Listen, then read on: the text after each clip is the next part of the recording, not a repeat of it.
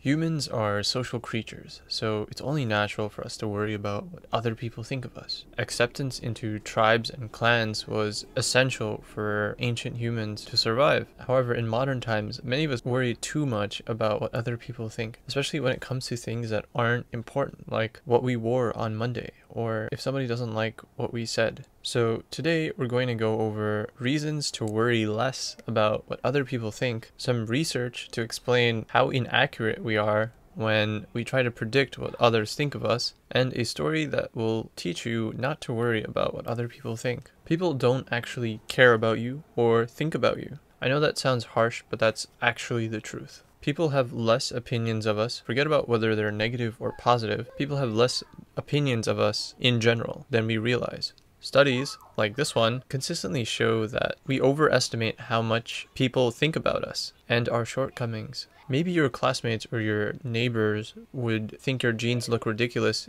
if they were actually thinking about you, but they probably aren't. So consider this situation. If Professor Uzumaki was giving a lecture to 100 people in an audience, it's pretty unlikely that Professor Uzumaki knows what one individual specific person thinks in that audience. Even if you have some clues, like if somebody's making a confused face, you don't know the exact reason why. Professor Uzumaki might suspect something, but there's no way to know for sure unless you ask. So let's say you're in that audience, right? And you think Professor Uzumaki's shirt looks ridiculous, but he doesn't know that you think that, and your opinion doesn't affect him at all. It sounds kind of obvious and basic, but I realized this in class one day, like sitting down. My opinion in my head doesn't really affect the person speaking to me. Even if I were to say something hurtful or rude, it wouldn't affect them as much if they didn't take it personally. If they respect themselves and realize that my opinion can sometimes be more of a reflection of me rather than them, what I say actually matters less. What we're basically discussing here is more formally known as the spotlight effect, in which you assume that there's a spotlight shining on you and that all the attention is directed towards you and people are noticing you and people are paying attention to you, when in reality that's not the case. And here's some proof. Tom Gilovich and his colleagues published a paper in the Journal of Personality and Social Psychology in the year 2000. So in this study, the researchers brought in students to complete an unrelated task in the same room and randomly assigned one of the students to put on an embarrassing t-shirt. The researchers then asked the student wearing the embarrassing t-shirt to estimate how many students in the class would notice that they were wearing an embarrassing shirt. The students wearing the embarrassing shirt estimated that 50% of the students in the class would notice the embarrassing shirt. That was their prediction. But in reality, only 25% of the students noticed and were able to identify the embarrassing shirt. So hopefully this sends the point home that even if you feel like you're embarrassing yourself and that people notice, they actually don't notice as much as you realize, and they don't tend to remember. And just because they notice doesn't mean that they care. And just because they care doesn't mean you have to change yourself or that you're an awful person or that your life is over. So that was an embarrassing situation, but what about on like a daily basis for ordinary situations and circumstances? A second study was done in which students were given the choice between 3 non-embarrassing shirts. One of them was of Bob Marley, one of them was of Jerry Seinfeld, and the third one was of Martin Luther King Jr. So these are relatively famous people that many would be able to recognize quite easily. So the students wearing these shirts were asked to predict how many people in the room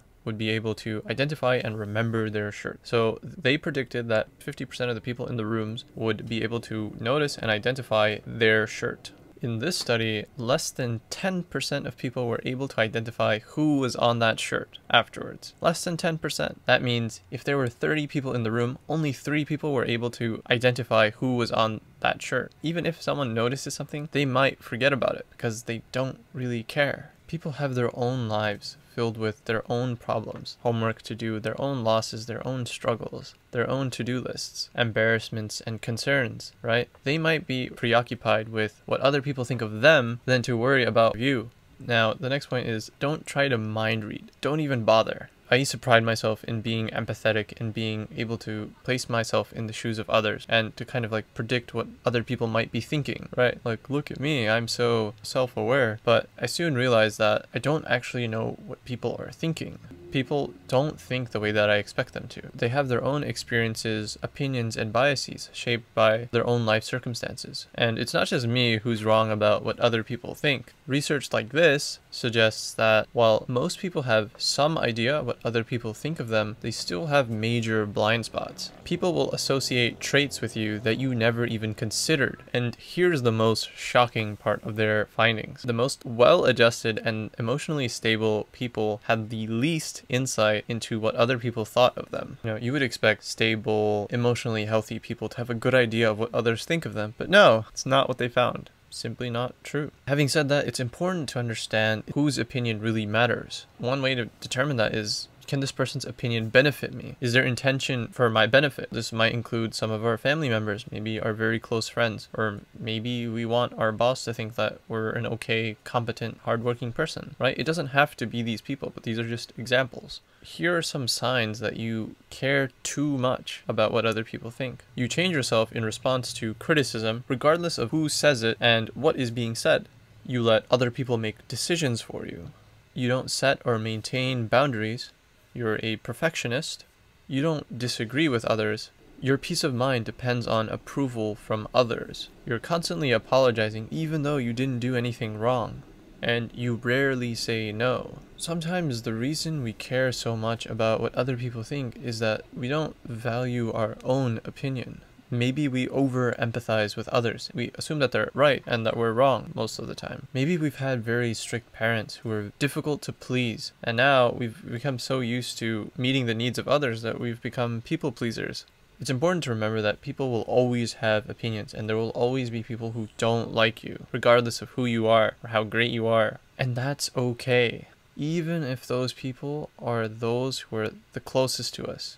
To put things into perspective, I'll end with a story and what it means. So this is based on a true story, and I've changed the names of the people involved to protect their identities. So there are two guys named Jacob and Eric, and they went to the same school. They were both determined to do really well in school. They were both hardworking. Whenever they would get tests, they wouldn't share their test scores. They would basically compete with each other, but they kind of assumed that the other person hated them or disliked them, because they were competing. So they never actually talked to each other, they just assumed the other person wasn't friendly. So eventually they ended up being in the same class more than once, and they started talking, and slowly, after a few years, they became friends. And then they started talking more and more, opening up more and more. They shared things about each other, what happened to them before, their past, and some of it got pretty deep, like their conflicts, their struggles, their traumas, broken families. Like, for example, Eric's father was basically wrongly imprisoned for drug abuse. They must have had a really good bond if they were able to share really personal things like this to each other. Both of them were really high achieving, and they had some of the highest averages in their entire school, which was like a couple of thousand students. And they both ended up going to really good colleges. And so Jacob wanted to become a history professor. That was his career goal, and that was his dream. That meant a lot to him. So during the graduation award ceremony, when they were giving out departmental awards, Jacob really wanted to get the history department award. He wasn't the one who got it. It was Eric who got it. And Jacob was upset. He wanted to be happy for Eric, but at the same time, he really wanted that award because he based his success and his career on his achievement in that field, in history. He was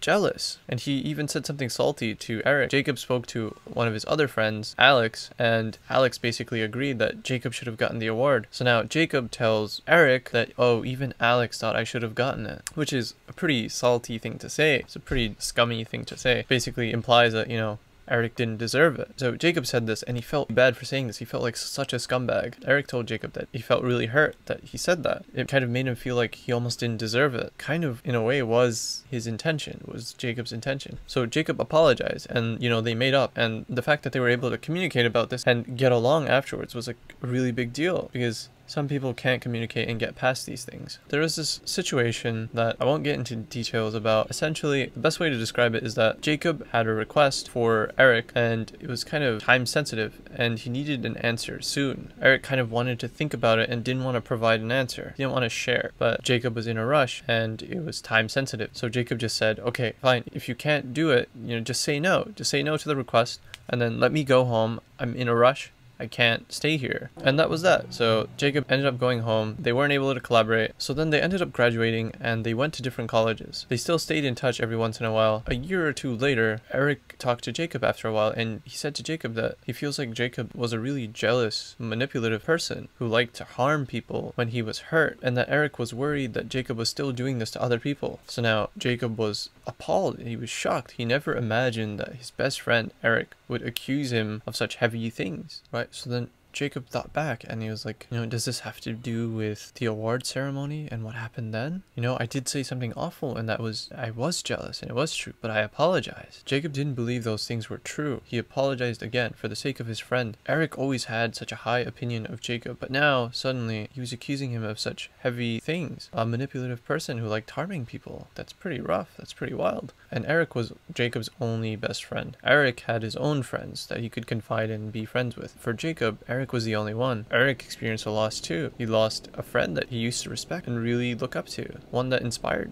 The point is, if even your best friend who respected you in the past and looked up to you, your closest friend, your only best friend, can change their opinion about you, what does that say about everybody else? If your best friend and ally can change their mind and think that you're an awful person, then you can't really expect anything from anybody else, because you have your highest expectations for your closest friend. And what about strangers? You can't expect them to like you or to have high expectations for them. People change their minds, and we can't control what other people think, even if they're very, very close to us, even if they're our best friend, even if they're family. But it's not worth fretting over. If people move on and if people don't like us, then that's okay. Right? The best we can do is try to make things clear and to be honest, to try to make amends. And we should worry instead about the people who love us and support us. So that's all for today. I hope you enjoyed today's video, and thanks so much for the support. Leave a like and share with your friends if you did enjoy, and consider subscribing because I post weekly videos. I'll see you guys in the next one.